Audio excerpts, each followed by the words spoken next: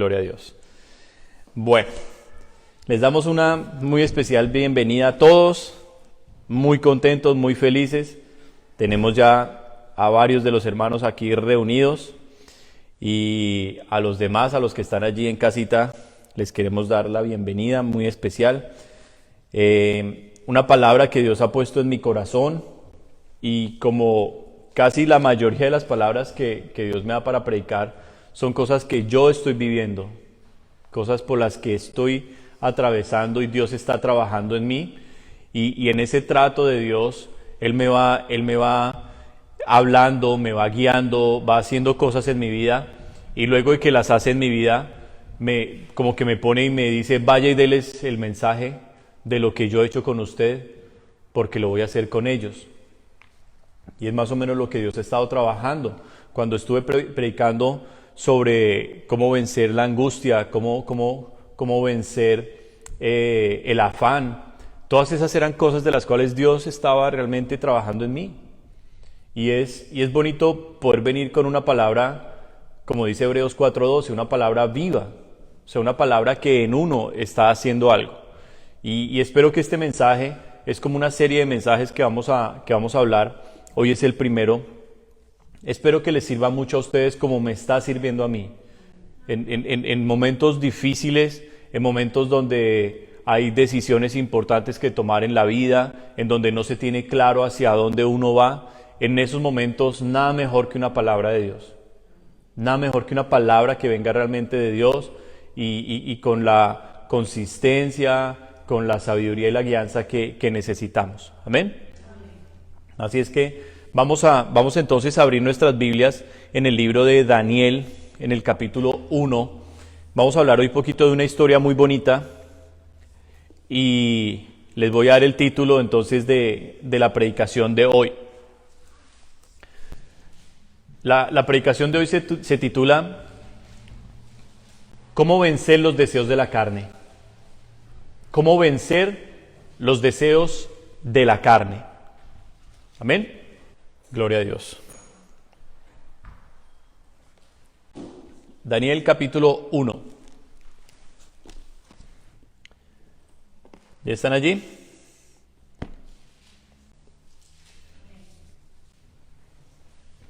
Gloria a Dios. Bueno, gloria al Señor. Entonces, ¿qué título tienen ahí en el capítulo 1 de Daniel? Daniel y sus compañeros en Babilonia. Mi Biblia dice el entrenamiento de Daniel en Babilonia. Y me gusta más este título. Vamos a leer entonces a partir del versículo 1. Dice la palabra del Señor. En el año tercero del reinado de Joacim, rey de Judá, vino Nabucodonosor, rey de Babilonia, a Jerusalén y la sitió. Y el Señor entregó en sus manos a Joacim, rey de Judá, y parte de los utensilios de la casa de Dios, y los trajo a tierra de Sinar, a la casa de su Dios, Dios con D minúscula, y colocó los utensilios en la casa del tesoro de su Dios, Dios con D minúscula. Versículo 3. Y dijo el rey a Aspenaz, jefe de sus eunucos, que trajese de los hijos de Israel, del linaje real de los príncipes, muchachos en quienes no hubiese tacha alguna, de buen parecer, enseñados en toda sabiduría, sabios en ciencia y de buen entendimiento, e idóneos para estar en el palacio del rey, y que les enseñase las letras y la lengua de los caldeos.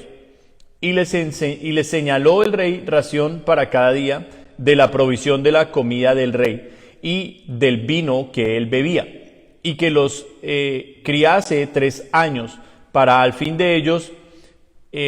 que al fin de ellos se presentasen delante del rey.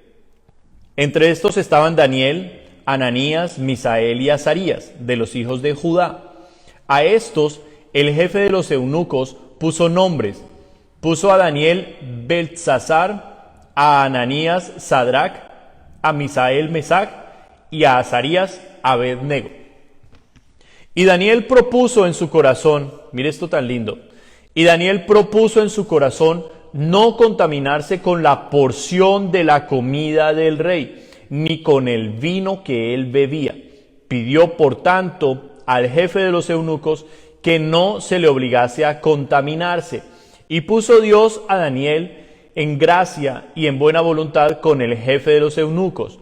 Y dijo el jefe de los eunucos a Daniel: temo a mi señor el rey, que señaló vuestra comida y vuestra bebida, pues luego que él vea vuestros rostros más pálidos que los de los muchachos que son semejantes a vosotros, condenaréis para con el rey mi cabeza. Entonces dijo Daniel a Melzar, que estaba puesto por el jefe de los eunucos sobre Daniel, Ananías, Misael y Azarías: te ruego que hagas la prueba con tus siervos por 10 días y nos des legumbres a comer y agua a beber. Compara luego nuestros rostros con los rostros de los muchachos que comen de la ración de la comida del rey, y haz después con tus siervos según veas. Consintió pues con ellos en esto y probó con ellos 10 días, y al cabo de los 10 días pareció el rostro de ellos mejor y más robusto que el de los otros muchachos que comían de la porción de la comida del rey. Amén. Vamos a empezar explicando el contexto de esta palabra. ¿Qué está pasando en este momento? ¿Dónde se encuentran ubicados? ¿Quiénes son estas personas de las cuales nos está hablando aquí la Biblia? Comienza Daniel diciéndonos acerca de la caída de Judá. Judá era el reino del sur que había sobrevivido de lo que era la nación de Dios, la nación de Israel. Israel, el territorio del norte, había sido destruido por los asirios alrededor de 100 años antes de Judá, y fueron dispersadas completamente las 11 tribus que habían allí, las 10 tribus y media que habían en Israel, el pueblo de Dios. La nación del sur, que es donde estaba, o la nación de Judá, que es donde estaba ubicada Jerusalén, donde estaba el templo de Dios, esa nación se quedó con una tribu y media, y allí esta nación sobrevivió alrededor de 100 años hasta que cayó finalmente también. Cayó, como nos lo dice aquí Daniel, cayó por manos de Nabucodonosor. Pero nos damos cuenta que Nabucodonosor solo fue un instrumento en las manos de Dios para castigar a su pueblo. Dios por cientos de años les había advertido, en la ley se les había advertido de las consecuencias que traería la idolatría, el adorar otros dioses, y todo esto se vino a cumplir primero en Israel. Judá no tomó la advertencia, y algunos años después también en Judá. Viene Nabucodonosor, sitió la ciudad, o sea, la rodeó, era lo que se acostumbraba en ese tiempo. Acampaban los ejércitos de cientos de miles de soldados, venían muy armados alrededor de una ciudad completa y no dejaban entrar ni salir a nadie. Y al pasar el tiempo, al pasar los meses, se les acababa la comida, se les acababa el agua, y como ya no tenían nada, terminaban rindiéndose. O el ejército también podía en muchos casos destruir el muro, tumbar las puertas y penetrar a la ciudad. Cuando se rompía la fortaleza, por cualquiera de las dos formas, o porque se rendían por el tiempo, o porque el ejército penetraba los muros y las puertas, cuando se rompía esa fortaleza, esa protección, el ejército entraba al lugar y saqueaba todos los tesoros, absolutamente todos los tesoros. Se llevaban mujeres, se llevaban niños, cogían a los reyes, muchas veces los tomaban prisioneros, otras veces los mataban, y a los consejeros de los reyes, como también a sus hijos, o sea, los príncipes, se los llevaban como un tesoro de guerra. ¿Por qué? Porque los hijos de los reyes habían sido preparados, habían sido enseñados durante toda su vida en artes, en literatura, en ciencia, en guerra. Eran los sabios del reino. A ellos se les hacía la mayor inversión en la educación. Por eso ellos eran también parte del tesoro del rey enemigo. Entonces encontramos allí a Daniel, encontramos allí también a Misael. Los nombres hebreos no los conozco muy bien. Daniel, Ananías, Misael y Azarías. Muy bien. Los encontramos a ellos entre los principales de Judá que fueron llevados prisioneros, cautivos a Babilonia, como parte del tesoro. Y el rey hizo lo que siempre hacía con todos los demás. Tráiganme los tesoros que tenían ellos dedicados a su Dios y pónganlos en el templo de mi Dios. Eso fue lo que hizo Nabucodonosor. Los tesoros del Dios de Israel, que es el verdadero Dios, parte de ellos fueron a parar en la casa de los tesoros del Dios de Nabucodonosor, un Dios con D minúscula, o sea, un ídolo. Imagínense lo terrible. Pero después de los tesoros, Nabucodonosor dice, ok, de todos los príncipes que hemos traído, tráiganme de ellos los mejores.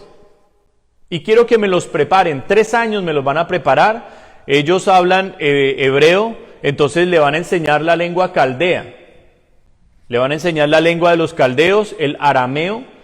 Entonces ellos van a ser de mis principales consejeros. Van a ser parte de mi consejo real. Solo los mejores tráiganmelos. Los van a traer al palacio, les van a cambiar los nombres, les van a cambiar las vestiduras y los van a enseñar y les van a dar lo mejor. Lo que yo como, ellos lo comerán. Ellos van a recibir el mejor trato porque va a ser mi consejo, parte de mi consejo real. Entonces ahí trajeron estos 4 jóvenes, solo son jóvenes. Ahora, yo les pido algo. Pónganse en los zapatos de esos 4 jóvenes. ¿Cómo se encuentran sus corazones en esos momentos? Ellos fueron testigos de las matanzas en Jerusalén. Ellos vieron cómo cayeron las ciudades en Judá. Ellos vieron cómo cayó primero una ciudad grande llamada Laquis, la destruyeron completamente, una ciudad amurallada, destruyeron sus muros, destruida. Y ahora ven cómo entran a la intocable Jerusalén, que siempre había sido el emblema para los judíos. Allí estaba el templo donde invocaban a Dios, el templo donde la gloria de Dios había descendido. El Dios creador de todas las cosas había aparecido en ese templo a Salomón en la dedicación. Ese Dios se había manifestado defendiéndolos de muchos ejércitos enemigos antes. Por cientos de años Dios los defendió cuando acudían a Él. Y ahora el templo estaba en llamas. Daniel y sus 3 amigos vieron eso, vieron el templo caer. Ellos vieron los muebles santos ser sacados de allí, muebles que únicamente los levitas podían tocar. Ellos vieron el vientre de las mujeres embarazadas ser abierto y los bebés ser abortados. Ellos vieron caer al ejército de Judá, al ejército judío. Ellos los vieron caer muerto en espada. Ellos vieron como al rey le sacaron los ojos. Ellos fueron testigos de atrocidades. Y ahora están prisioneros. Y para estar en el consejo real los hacían eunucos. O sea, los castraban. No podían ellos ya tener una familia. Eran prisioneros reales, consejeros y con los mejores tratos, pero eran prisioneros. Si se puede decir así, parte de esclavos del rey, porque vivían era para servir al rey. Y estos jóvenes que han visto su nación caer, que han visto que su Dios no los defendió, sino que los entregó en manos de sus enemigos, estos jóvenes son llevados cautivos, prisioneros, a una de las ciudades más espectaculares que ha existido en todos los tiempos. Si nosotros comparáramos Babilonia con una ciudad moderna, la ciudad más cercana que se le pudiera comparar sería una ciudad tal vez como, no sé, en Arabia Saudita, las naciones que están llenas de petróleo y de riquezas y que están levantando un Dubái lleno de cosas esplendorosas, que gastan millones de millones de millones en adornos y en cosas para mostrar su riqueza y su poder. Si pudiéramos comparar a Babilonia con una ciudad ahorita pudiera ser Dubái, pero no se le acercaría.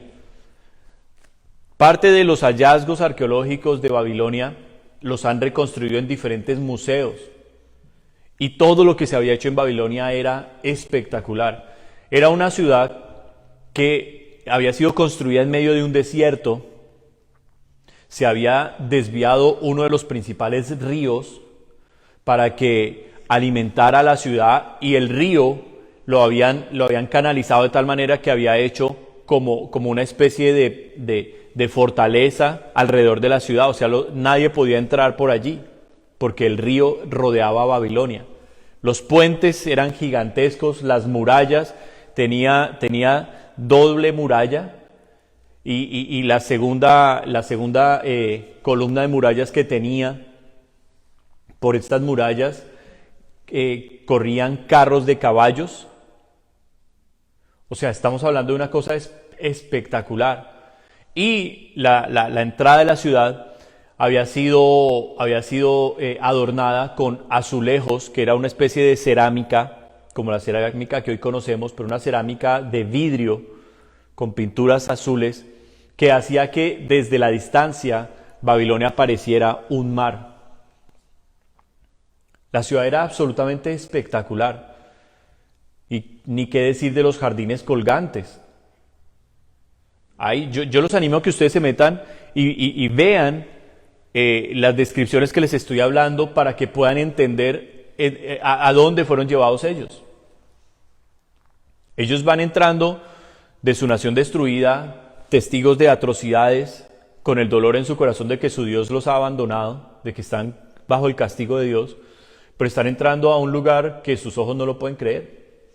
No lo pueden creer. Los jardines colgantes de Babilonia ha sido una de las mayores maravillas del mundo en la historia. Como en un medio de un desierto hicieron edificios y edificios donde eran millones y millones de plantas colgando con cascadas en pleno desierto. Una cosa espectacular, impresionante. Impresionante. Y ellos están ahorita ahí. Y en medio de tanto lujo y tanta suntuosidad, Daniel hace un compromiso en su corazón. Y Daniel propone en su corazón no contaminarse. ¿Qué significa contaminarse? Miren, en Jeremías capítulo 17, versículo 19, si ustedes lo quieren leer, Jeremías 17 y 19, Dios le dio una orden a Jeremías.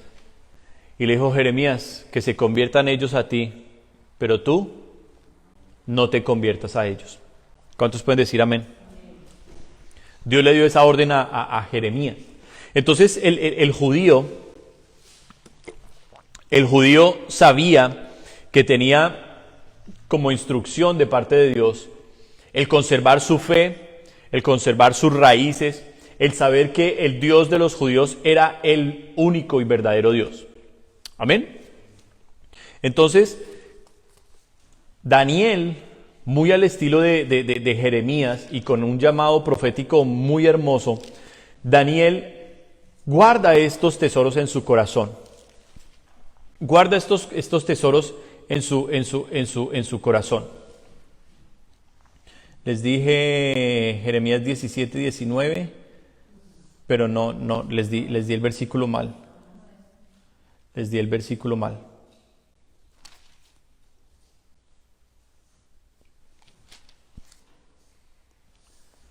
Discúlpeme que no anoté el versículo y se los di mal. Ahora lo rectificamos. Aquí está, es el 15. Es el 15:19. Jeremías 15:19, discúlpenme. Jeremías 15:19. Por tanto, así dijo Jehová: si te convirtieres, yo te restauraré, y delante de mí estarás. Y si entresacares lo precioso de lo vil, serás como mi boca. Conviértanse ellos a ti, y tú no te conviertas a ellos. Amén. Entonces, Daniel tiene estas palabras en su espíritu grabadas. Daniel sabe que el Dios de los judíos es el verdadero Dios. Él lo sabe. Y él entiende, era un hombre muy entendido. A pesar de que aquí en este momento es muy joven, él era muy entendido. Él sabía que lo que estaban pasando era un castigo de Dios, que Dios los estaba entregando en manos de sus enemigos. Daniel lo entiende. y sus amigos con él. Y Daniel se propone en su corazón, ok, yo voy a tener que servir a este rey el resto de mi vida. Tal vez para eso me trajo Dios acá. Pero yo no voy a permitir ni que los lujos, ni que la vanidad de ellos, ni su suntuosidad, ni su idolatría, ni su forma de pensamiento, ni su forma de vida entre en mi corazón. Yo le voy a servir a ese rey, pero yo soy propiedad de Dios. Y como judío comienza a manifestar su fe desde el inicio. Y coge a uno de los eunucos, el que estaba a cargo de ellos, y le dice, a mí no me dé la comida del rey. Ellos tenían como ordenanzas por la ley de Moisés, guardar la dieta kosher, la dieta de alimentos que únicamente Dios había permitido, y todos los alimentos que eran prohibidos eran muchos de los alimentos que estaban en la mesa de Nabucodonosor. Y Daniel lo sabía y sus amigos, por eso ellos dicen, a nosotros no nos traiga esa comida, a nosotros no nos traiga de ese vino. Ellos mismos, los amigos de Daniel, Sadrac, Mesac y Abednego, que eran ya sus nombres caldeos, serían los que no doblarían sus rodillas delante del ídolo de Nabucodonosor y entrarían en el horno de fuego, de donde Cristo mismo los sacó con vida y en victoria. Entonces, pero dense cuenta dónde comenzó a forjarse el ministerio tan hermoso que tuvieron estos 4 hombres, donde comenzó Dios a trabajar en los momentos de adversidad, en los momentos más difíciles. Y el texto que el Señor me dio para esta predicación no era este de Daniel, sino es un texto que se encuentra en la primera carta de Juan en el capítulo 2, en el capítulo 2, en donde Dios nos da instrucciones claras. Primera de Juan, capítulo 2,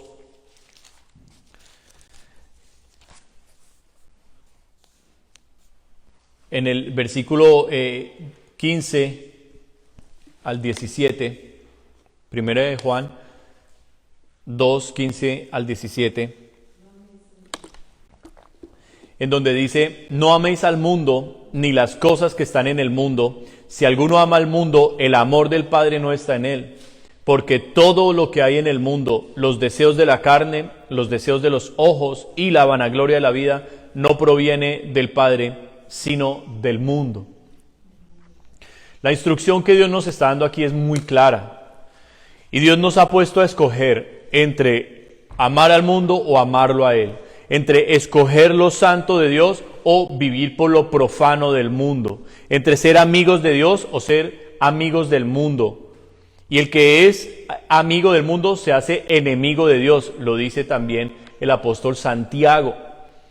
Entonces Dios nos está llamando como llamó a su pueblo en la antigüedad, como llamó en la iglesia primitiva. Dios sigue a lo largo de todo el tiempo haciendo el mismo llamado a que los que creemos que el Dios de los judíos es el verdadero Dios, que Jesucristo es su Hijo, que se hizo hombre, murió en la cruz por nuestros pecados y resucitó con poder de entre los muertos.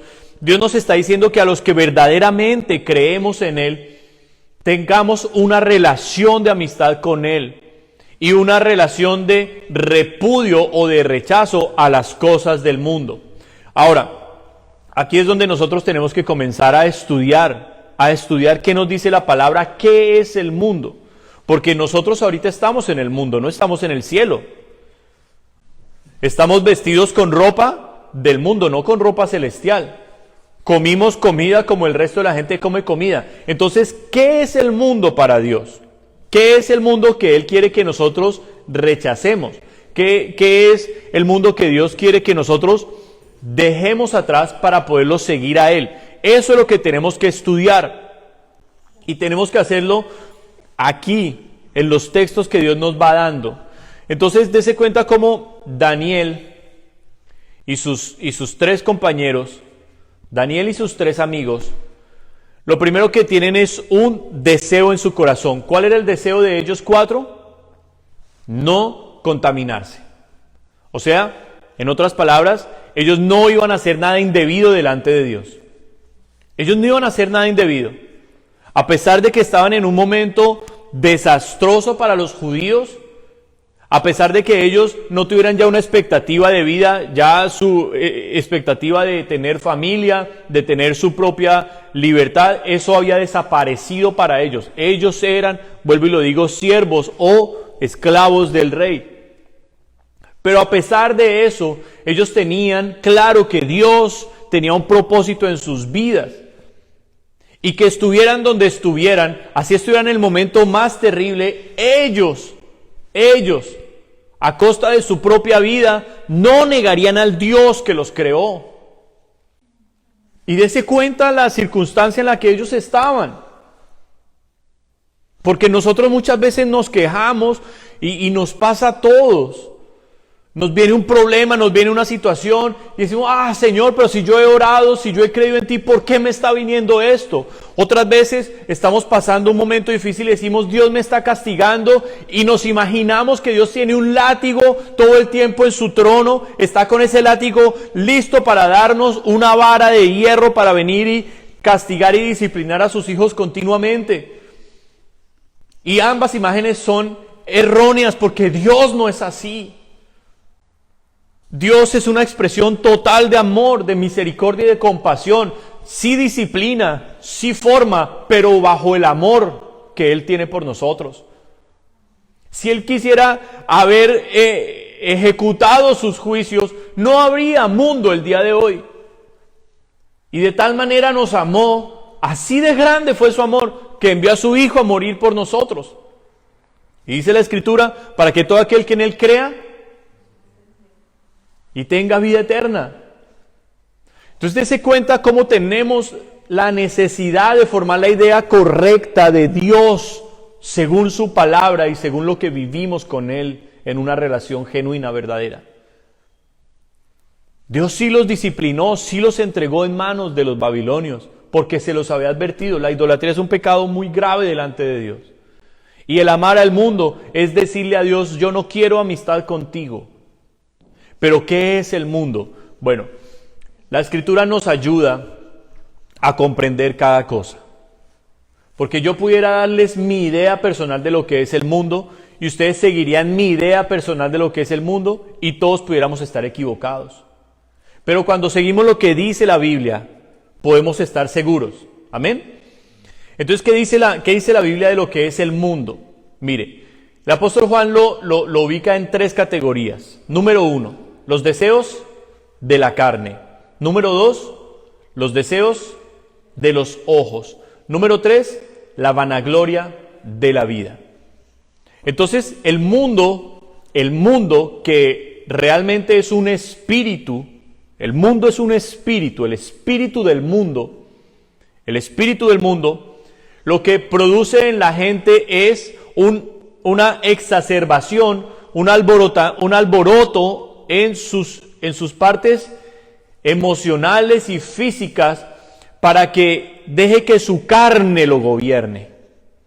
Y cuando hablamos de carne, no estamos hablando de comida y bebida, estamos hablando de las áreas pecaminosas en nosotros. Y la palabra nos lo va a decir en Gálatas capítulo 5, a partir del versículo 19 al 22, al 21, nos va a decir cuáles son las obras de la carne. Y manifiestas son las obras de la carne, dice la palabra: iras, pleitos, contiendas, herejías, enemistades, celos, hechicerías, fornicaciones, adulterios, herejías, lascivias.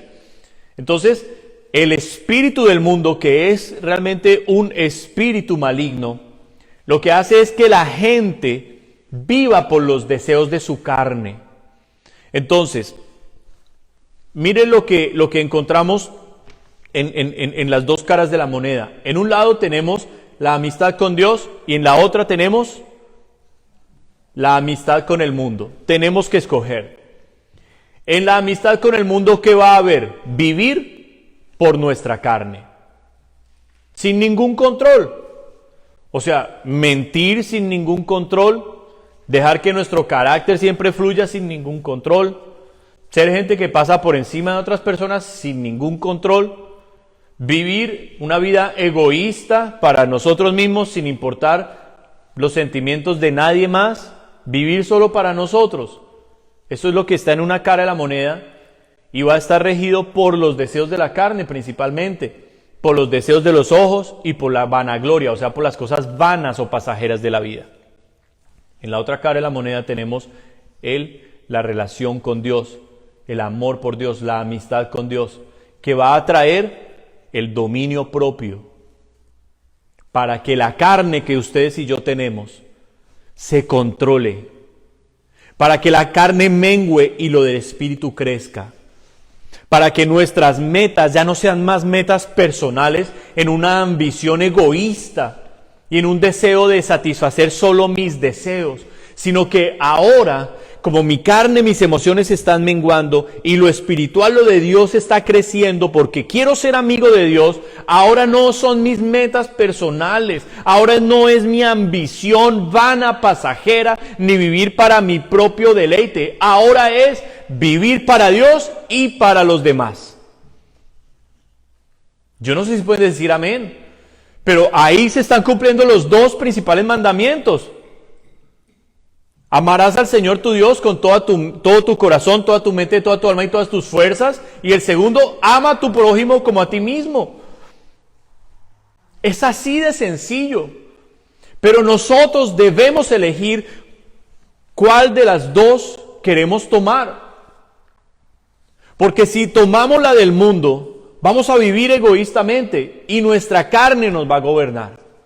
Los deseos de nuestra carne no los podremos controlar, no podremos ponerle límite a la fornicación, al adulterio, a la lascivia, a los robos, a los pleitos, al rencor, a las enemistades, a la falta de perdón, a la vanidad, a la lujuria, a la mentira, a la calumnia, al chisme, a los malos deseos. No los podremos controlar. Pero cuando nosotros escogemos amar a Dios, ser amigos de Dios, Dios tiene algo, y es que Dios está rico en gracia. ¿Y qué es la gracia? También es un espíritu. Así como Satanás tiene el espíritu del mundo para llenar a la gente de ese espíritu y que vivan por la carne en el pecado y llevarlos al infierno, así Dios está lleno del espíritu de gracia, que según la palabra en Hebreos capítulo 10 es el espíritu con E mayúscula, es el Espíritu Santo. Entonces cuando nosotros creemos en Cristo, rechazamos el mundo, Dios nos llena de la gracia, o sea, nos llena de su espíritu, y por el espíritu hacemos morir las obras de la carne. Yo quiero que lo leamos. Yo les pido que lo leamos en Gálatas capítulo 5, versículo 17, para que entendamos cómo funcionan las cosas celestiales y qué es el verdadero cristianismo. ¿Qué es el verdadero cristianismo? Gálatas 5, 17. Escuchen. Y ojalá lo leamos todos en voz alta. ¿Ya están allí? Gálatas 5, 17.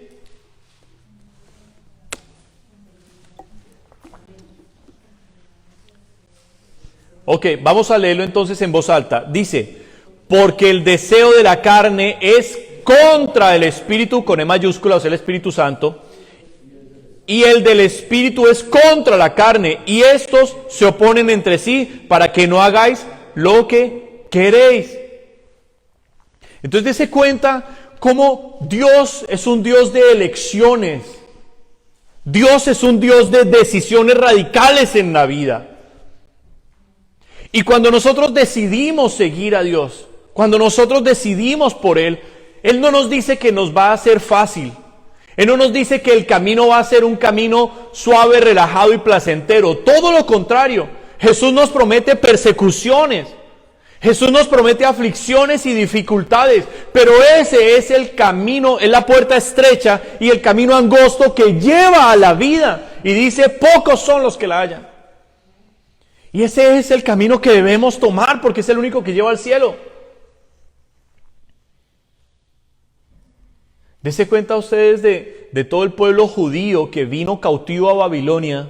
¿Cuántos fueron los únicos que no doblaron sus rodillas delante del Dios de Nabucodonosor? En ese grupo solo estaban 4 personas. La Escritura nos menciona en los que se centró la escena, que fue Sadrac, Mesach y Abednego. Pero Daniel tampoco dobló sus rodillas delante del ídolo, de toda una nación que habían traído. ¿Eso qué nos dice? Que son muchos los que verdaderamente le creen a Dios y viven una vida radical para Dios. No, no somos muchos. Pero nos va a pasar lo mismo que le pasó a Sadrach, Mesach y Abednego cuando no doblaron las rodillas. Y es que en medio de toda esa multitud nosotros nos vamos a dar a conocer. Hoy en día muchísima gente dice que es cristiana. Y miren, estuve leyendo estadísticas anoche sobre el cristianismo y quedé tan aterrado. ¿Ustedes saben cuántas iglesias se cerraron en el año 2019, iglesias cristianas? 4.500 iglesias cristianas cerraron en el 2019. Estuve buscando el año 2020, pero no lo encontré. Estoy hablando del 2019 sin COVID. 4.500 iglesias cristianas se cerraron en Norteamérica.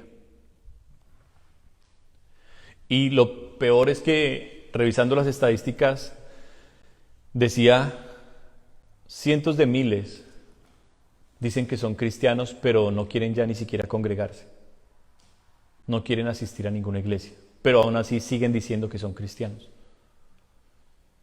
Y leía en las estadísticas cómo el cristianismo en Norteamérica está en una crisis muy fuerte, muy profunda, por este fenómeno. Gente que dice que es cristiana, pero que dice yo no hago parte de ninguna iglesia.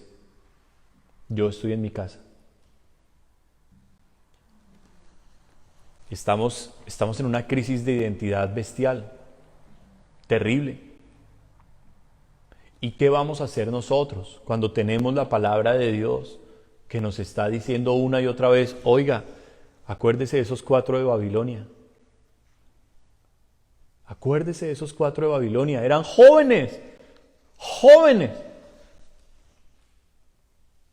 que no doblaron sus rodillas delante del Dios, del ídolo de Nabucodonosor, que tomaron la decisión radical en su corazón de cortar los deseos de su carne, no vivir por los deseos de sus ojos ni de las cosas pasajeras de la vida, sino que ellos dijeron, vamos a servir al Dios verdadero. ¿Y qué hizo Dios con ellos? ¿Pasaron por el fuego? Claro, ellos entraron al horno de fuego.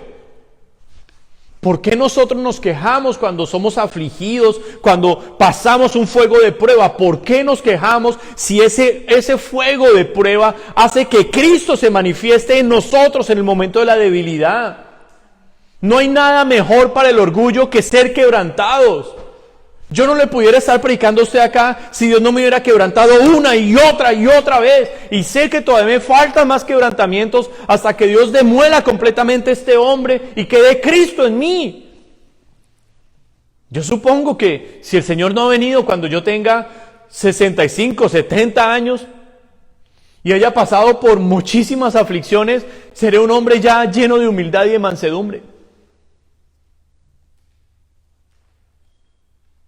Pero es el quebrantamiento, es el horno de fuego, es la prueba la que hace que uno se sienta débil y que acuda a Dios y que Dios sea su fuerza, su gloria y su victoria. Pero debe haber una elección en nosotros. ¿Qué vamos a escoger? ¿Las cosas temporales? ¿Las cosas pasajeras? Si nosotros permitimos que el espíritu del mundo siga impulsando nuestra vida, el Espíritu Santo no se nos va a acercar, porque el deseo de la carne es contra el Espíritu, son enemigos. Y lo que el Espíritu Santo va a hacer en nosotros es llevarnos a vivir contra la carne, a vivir guiados por Él. Y cuando vivimos guiados por Él estamos en el cumplimiento de la palabra, en el cumplimiento de los mandamientos. Primera de Juan capítulo 2 versículo 6 dice que el que permanece en Él no peca. Señor, ayúdame a vencer el pecado. Señor, ayúdame que tengo este mal hábito. Ayúdame que... ¿Cuál es la ayuda de Dios? Su presencia, su gracia. ¿Cómo nos damos cuenta de que estamos caminando correctamente con Dios? Cuando tenemos ese rechazo por el mundo, ese rechazo por vivir en la pelea, en el afán, en el miedo. Yo le quiero decir una cosa, el miedo no es de Dios. El miedo no es de Dios, el miedo es otro instrumento del diablo para esclavizar a los hombres. ¿Qué dice la Escritura en Proverbios? Que el temor pone lazo al hombre. ¿Qué dice la Escritura en Isaías? A Jehová de los ejércitos, a él santificad. Leamos el versículo, Isaías, capítulo 13, versículo 5.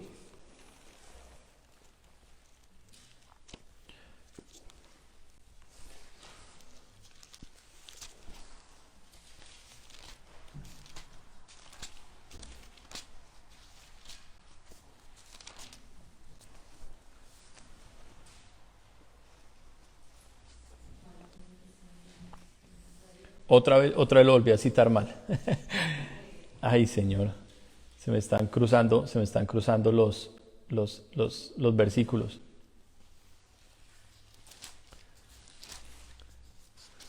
(8:13)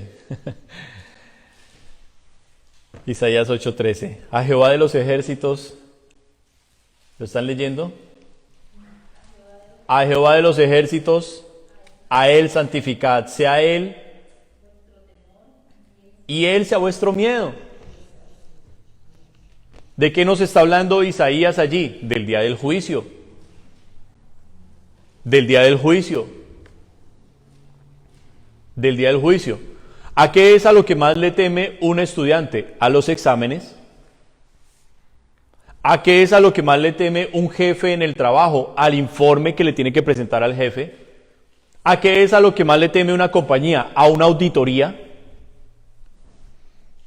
Todos en la vida tenemos estos ejemplos de que tememos el resultado de cuando se nos examine. Todos tenemos ese temor. Cuando sentimos algo que está mal en nuestro cuerpo, nos da temor ir al médico esperando que los resultados médicos sean terribles y vengan con una mala noticia. Sí, claro.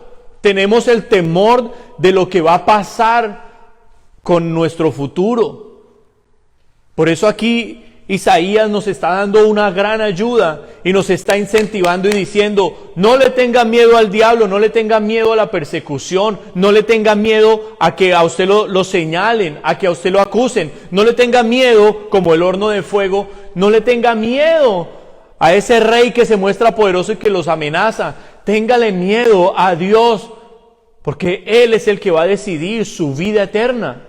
Él debe ser su miedo, dice Isaías. Nos está ayudando en nuestro caminar con Dios. Pero si yo tengo miedo a que la gente me rechace, si yo tengo miedo a la soledad, si yo tengo miedo a la ruina, si yo tengo miedo a perder la popularidad, si yo tengo miedo a perder un hijo, el trabajo, un bien material, ese miedo va a poner un lazo en mi vida, o sea, me va a amarrar y no me va a dejar caminar correctamente con Dios. Dios no va a poder desarrollar su plan en mi vida porque estoy amarrado a eso temporal, terrenal, vano, pasajero. ¿Y cómo se rompen esas ataduras? ¿Cómo se rompen esas ligaduras? Isaías 58 nos habla del verdadero ayuno. Un ayuno en el cual se rompen las ligaduras de muerte. El ayuno no es simplemente usted abstenerse del alimento, porque como cristianos lo podemos hacer, entrar en tiempos de ayuno. Pero el ayuno en el cual Dios nos está metiendo allí es un encerramiento con Él. Es, en otras palabras, venir a solas con Él. Y decirle, Señor, tú me has hablado esto y esto y esto, y yo creo que has sido tú. Pero Dios, hoy me encuentro lleno del mundo, me encuentro lleno de miedos, me hallo muchas veces como un cobarde, me siento un cobarde, no soy capaz de enfrentar una situación, de enfrentar un problema, quiero salir corriendo, me tiemblan las piernas. No soy capaz de testificarle a nadie, no soy capaz de predicarle tu palabra a alguien, de llamar a alguien al arrepentimiento o de decirle a alguien que está en un pecado. Soy un cobarde para esas cosas, soy un miedoso, me da miedo perder la familia, me da miedo esto. Señor, he perdido mi identidad. Y la palabra nos va a decir que Dios no nos dio espíritu de cobardía, sino de poder, amor y dominio propio. Pero ese poder, ese amor y ese dominio propio no son cosas que están en nosotros. En nosotros, ¿qué está naturalmente? El miedo, la cobardía, la carne. La carne es lo natural nuestro. Pero en la gracia de Dios, en el Espíritu de Dios, está el amor, el dominio propio. Está ese poder para enfrentar las dificultades. Yo estuve estudiando en sus textos originales estas palabras, por eso ven aquí los libros que tengo. Porque eso fue lo que hice, ponerme a buscar. Y yo creía que lo malo era el deseo, porque fíjese que el amor el amor al mundo al cual está hablando el apóstol Juan, dice el deseo de la carne, el deseo de los ojos y la vanagloria. Entonces yo pensaba, antes de estudiarlo, que el deseo era lo malo. Y cuando vine a estudiar la palabra deseo en su idioma original, me encontré que la palabra deseo está también utilizada para cosas buenas. Si ustedes miran la tercera carta de Juan, versículo 2, ¿qué dice? Tercera de Juan 2, dice, amado, yo deseo. Léanlo. Una promesa hermosa. ¿Cuál era el deseo del apóstol Juan? Que fuera prosperado, que tuviera salud y que su alma creciera en Cristo. Entonces, el deseo no es malo. El deseo es bueno en ese aspecto.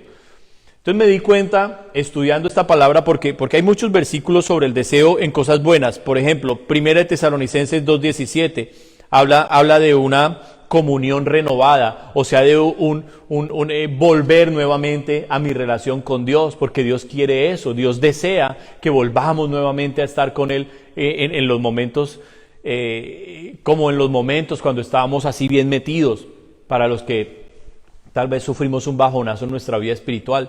También hay un deseo de bueno, aprobado por Dios, que es el deseo de tener un ministerio, en 1 Timoteo 3:1. El deseo por los dones espirituales que da el Espíritu, 1 Corintios 14:1. Y así hay muchos ejemplos de que la palabra, el deseo en las cosas buenas de Dios, es algo agradable para Dios. Y busqué la definición de la palabra deseo, es el anhelo, es la intención, es el querer alcanzar u obtener algo o alguien. Eso es un deseo. Pero como siempre, lo que tenemos que alinear es el corazón para que el deseo que tengamos sea un deseo bueno y no un deseo malo. ¿Cuál fue el deseo de Daniel y de sus amigos? No contaminarse. ¿Ese fue un deseo bueno o un deseo malo? Ahora les pregunto, ¿cuál fue el deseo del resto de los judíos que llegaron allá a Babilonia? El deseo del resto de los judíos fue establecerse, acomodarse y prosperar. Pastor, ¿usted por qué dice eso? Porque cuando Dios dio la orden a través de Ciro, el rey, de que regresaran los judíos a su tierra a reedificarla, los números que regresaron fueron mínimos, y ya lo hemos estudiado acá. Mínimos. Muy pocos quisieron regresar. ¿Por qué? ¿Porque ya todos hablaban hebreo? No, hablaban arameo. Muchos habían olvidado el hebreo, o la siguiente generación ni siquiera lo había aprendido. Y ya eran todos gringos. Y habían crecido en medio de la prosperidad. Los judíos habían prosperado, habían puesto negocios y les había ido muy bien.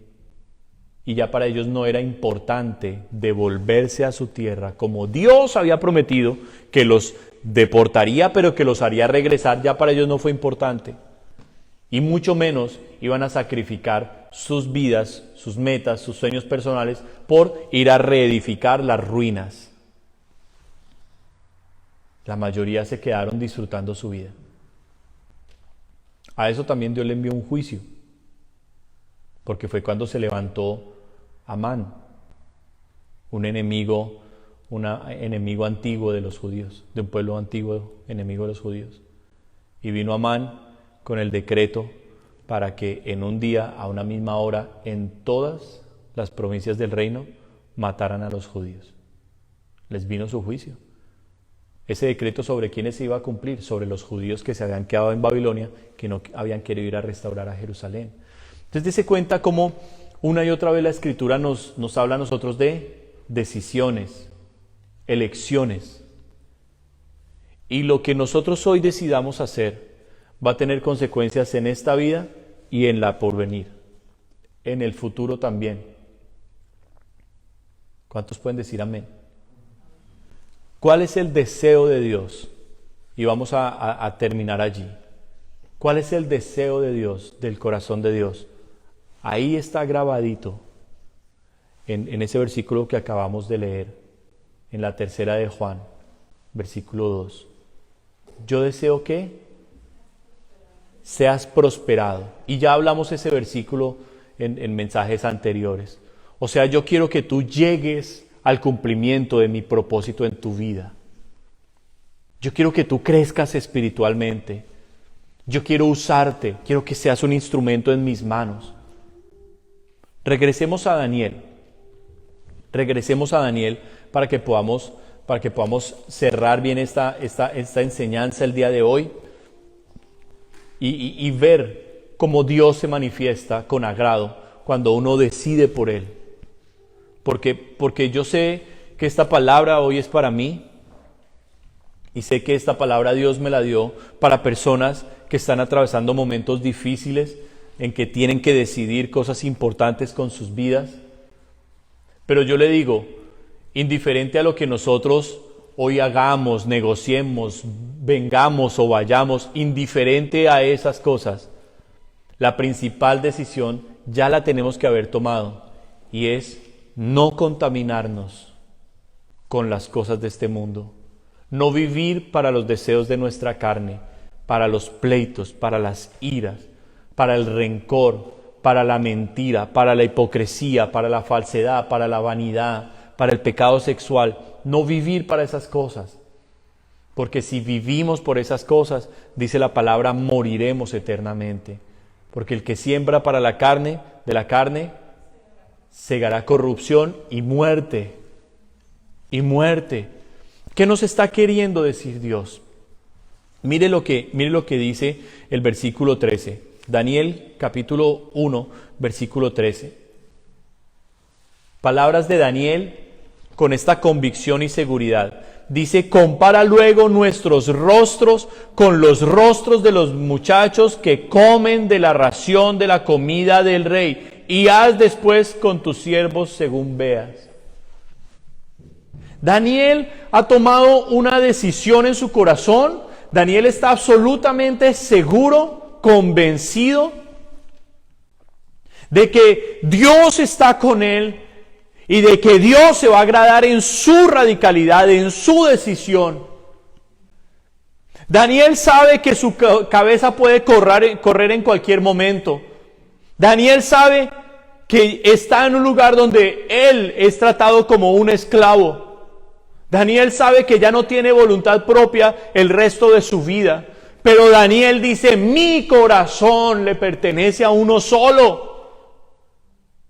Y le dice al jefe de los eunucos, otro caldeo, un babilonio, le dice, yo no me voy a contaminar con lo del rey, ni su comida ni su bebida son para mí. Tráeme las legumbres, el agua, y compáranos con todos los demás. Daniel sabe que por guardar las ordenanzas de Dios va a haber bendición en su vida y él va a resplandecer por encima de cualquier otro. Pero Daniel lo dice anticipadamente, hermanos. Y eso se llama fe. La fe no es decir, Dios me dio el trabajo que le pedí. La fe es decir, Dios me va a proveer el trabajo que necesito. Sin verlo, lo hablamos como si ya lo tuviéramos. Esa es la fe, el llamar a las cosas que no son como si ya estuvieran. La fe es saber que Jesús está con nosotros. Él sí está con nosotros. viene el horno de fuego, viene el foso de los leones, porque Daniel hasta un foso de los leones fue a parar. La Escritura no nos dice que les tocó fácil a estos hombres, pero hermanos, sus nombres quedaron grabados para siempre, porque fueron hombres de valor, hombres que le creyeron a Dios e hicieron grandes proezas, y hoy nos sirven para darnos aliento de que como Dios los sacó a ellos, nos sacará a nosotros. Tenemos demasiados testigos alrededor nuestro. No pongamos los ojos en las cosas temporales, no pongamos los ojos en las dificultades, ni siquiera pongamos los ojos en nuestras propias debilidades y errores, porque si ustedes y yo nos miramos las debilidades y errores, nos vamos a desanimar. Cuando uno pasa un quebrantamiento, y los que han pasado por allí lo saben, cuando uno pasa un quebrantamiento, antes del quebrantamiento uno se sentía como que estaba mejorcito, ¿no? Como que uno estaba más, uno era mejor persona y uno estaba súper bien. Le entraba el orgullo a uno. Pero cuando viene el quebrantamiento, hermanos, uno queda, le dice, Señor, solo tú, Dios mío. Y ahí comienza a brotar la verdadera humildad. ¿Qué es la humildad? Reconocer lo que verdaderamente somos. Reconocer lo que verdaderamente somos. Y a eso nos quiere llevar Dios. Tomemos hoy una decisión por Él. Nunca es tarde, mis hermanos. Si hoy Dios nos está dando esta palabra, que no son palabras mías, si hoy Dios nos está dando esta palabra, Dios nos está diciendo algo de fondo y es, aún no es tarde. Aún no es tarde. Lo pueden hacer. Hoy podemos decidir por Él. Amén. Hoy podemos decidir por Él. Y hoy podemos decir, yo voy a ser como uno de esos 4. Tengo que salir a trabajar, claro. Pero yo no vivo como la gente del trabajo, para hacer overtime y tener más dinero para gastar en las cosas bobas de este mundo. No, yo voy al trabajo porque tengo que cumplir con mis cosas, tengo que ser un hombre, una mujer responsable, pero yo sé que el trabajo es simplemente eso, trabajo que me da una provisión, pero yo no vivo para ese trabajo, yo vivo para Dios. Al llegar a casa tengo tiempo con mi familia, por supuesto, Dios quiere que nosotros tengamos tiempo con la familia, pero después del trabajo y después de la familia, tiene que haber un momento con Dios, en donde nos despojemos de todos los problemas, del cansancio, de todas las cosas, y le digamos, aquí estoy para amarte. He venido simplemente a eso, a decirte que te amo, pasar tiempo con Él, pasar tiempo en su palabra. Hermanos, Daniel y sus amigos tuvieron una disciplina. Ellos no eran gente floja, chambona ni mediocre. Ellos fueron hombres consagrados. Dice el versículo 18, pasados pues los días, al fin de los cuales había dicho el rey que los trajesen, el jefe de los eunucos los trajo delante de Nabucodonosor. A estos 4 instrumentos de Dios, a estos 4 consagrados para Dios, dice el versículo 19, y el rey en persona, habló con ellos, y no fueron hallados entre todos ellos otros como Daniel, Ananías, Misael y Azarías. Así pues, estuvieron delante del rey en todo asunto de sabiduría e inteligencia que el rey les consultó, los halló 10 veces mejores que todos los magos y astrólogos que había en todo su reino. Y continuó Daniel hasta el año 1 del rey Ciro.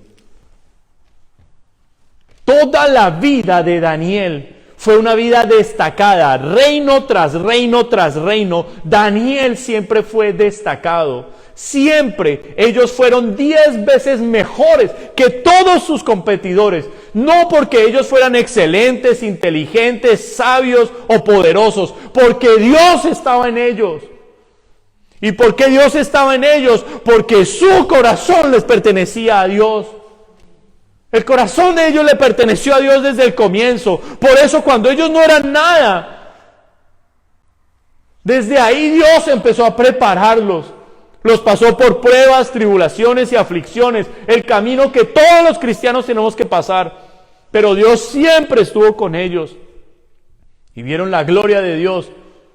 Vieron la gloria de Dios, estuvieron con Cristo en persona, en ese horno de fuego estuvieron con Cristo, en el foso de los leones, Daniel estuvo con el ángel de Dios. Fueron testigos de cosas sobrenaturales, cosas tremendas que hoy nos llenan de inspiración a nosotros, porque desde el inicio propusieron en su corazón no contaminarse. Amada iglesia, hoy puede ser el día en que usted se dé cuenta que usted comenzó a caminar con Dios y que se propuso en su corazón no contaminarse con las cosas del mundo.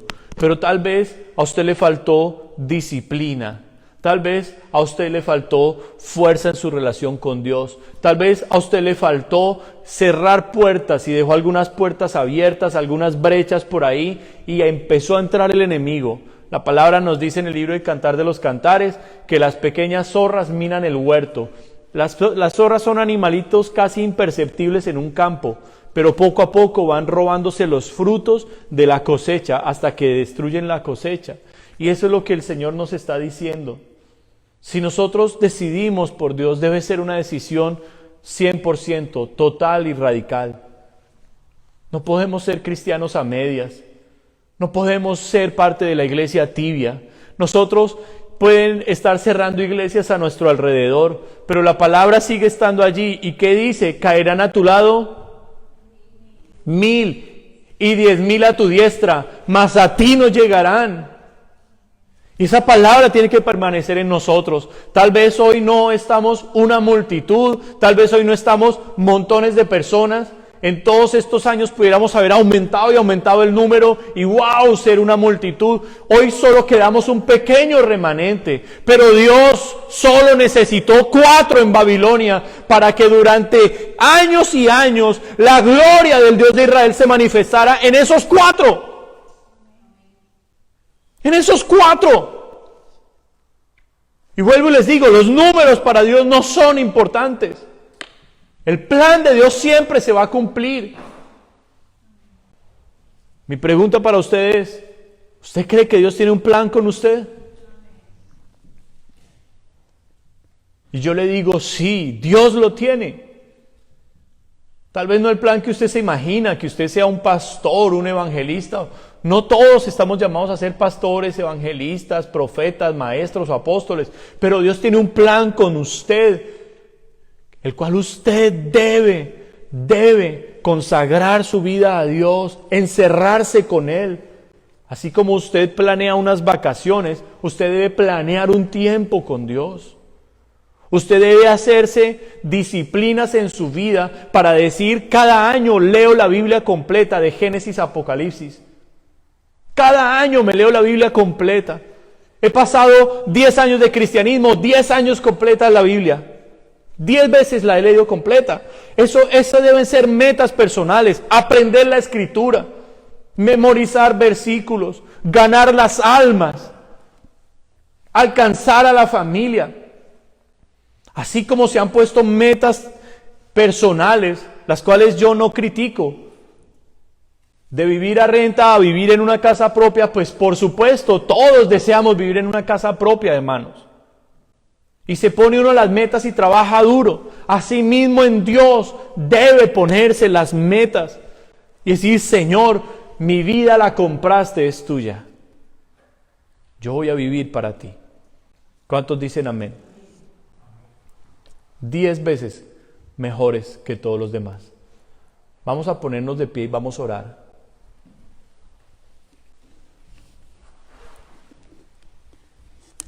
Qué tremendo, ¿no? Qué tremendo. El número 10 es un número que denota excelencia.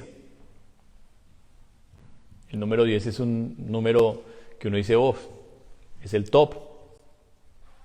Fíjese que 2 veces lo utiliza aquí Daniel. En 10 días que ellos comieron la ración únicamente de Dios, sus rostros eran más resplandecientes que los de cualquier otro.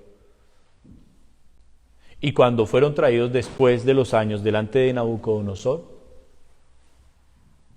el rey los halló 10 veces mayores que todos los demás. Qué tremendo, ¿no? Lo que Dios nos está queriendo decir es que cuando le creemos y lo seguimos, nosotros vamos a estar en el top. Nosotros vamos a estar aquí en el top. Allí Dios ha pensado tenernos a ustedes y a mí, aquí en el top, en el top. Eso es lo que Él ha programado para nosotros. Yo solo les pido, abramos el corazón, mis hermanos. Abrámosle el corazón y creámosle que esta palabra hoy es para nosotros.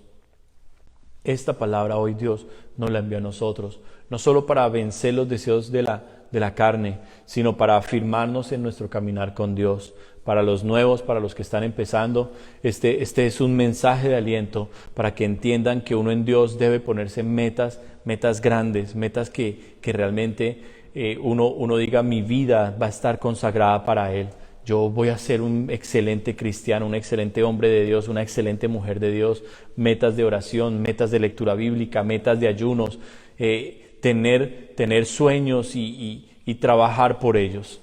Así es que vamos a orar, mis hermanos. Allí donde cada uno de ustedes está, yo le pido, comience a hablar con Dios.